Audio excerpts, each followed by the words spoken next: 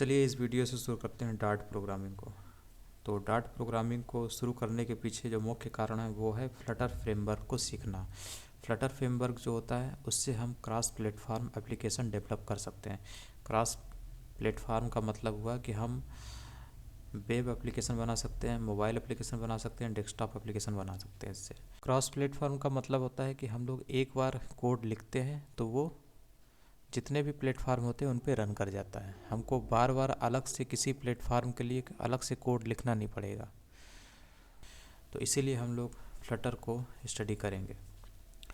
तो फ्लटर से पहले जो दूसरे जो फेमस फ्रेमवर्क हैं वो भी आपको जान लेने चाहिए। उनमें सबसे जो फेमस है इस समय, जो सबसे ज़्यादा फेमस है वो है रिएक्ट नेटिव।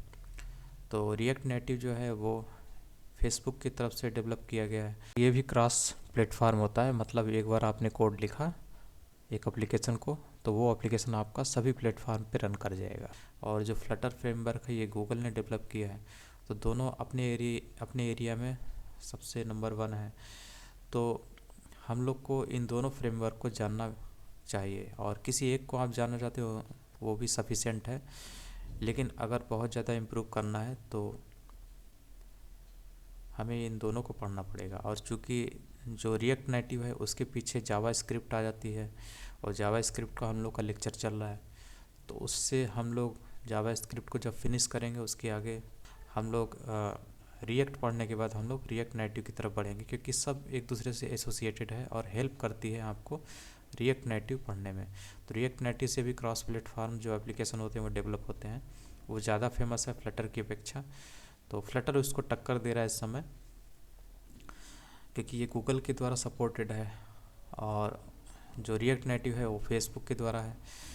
तो इसलिए हम लोग को ये पढ़ने चाहिए ये फ्रेमवर्क। तो इनके पढ़ने के पीछे जो मुख्य जो मेन लैंग्वेज है, मतलब ये है कि फ्लटर फ्रेमवर्क जिस सिंटेक्स को फॉलो करता है वो है आपका डार्ट। तो इसलिए आपको डार्ट पढ़ना चाहिए। तो इस लेक्चर से हम लोग डार्ट की शुरुआत करेंगे। और डार्ट के लिए आप बहुत सारे जो आईडी हैं और जो इंस्टॉलेशन है एसडीके, आपको डार्ट एसडीके इंस्टॉल करना पड़ेगा इसके लिए। जैसे कि नॉर्मल कोई भी प्रोग्रामिंग हम लोग जब पढ़ते हैं तो आपको पता होगा उसमें सारे लाइब्रेरी हमें इंस्टॉल करनी पड़ती है और एडिटर भी इंस्टॉल करने पड़ते हैं, ये सब होता है। तो इन सब को अवॉइड करते हुए हम डायरेक्ट डॉट पैड का इस्तेमाल करेंगे।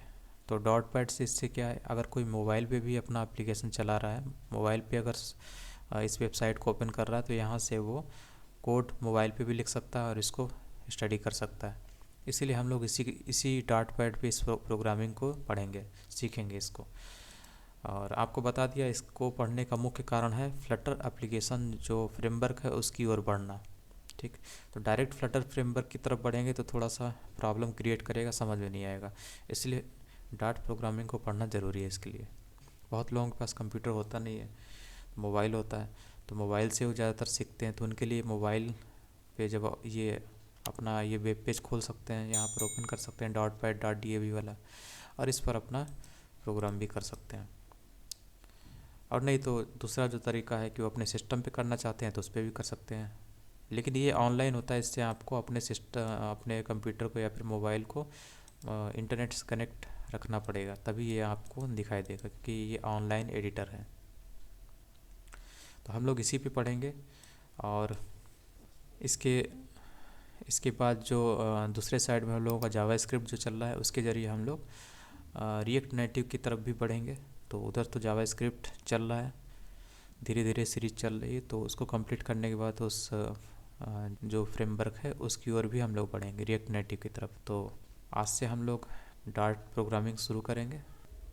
तो इस वीडियो में इतना ही, अगले लेक्चर में बात करते हैं।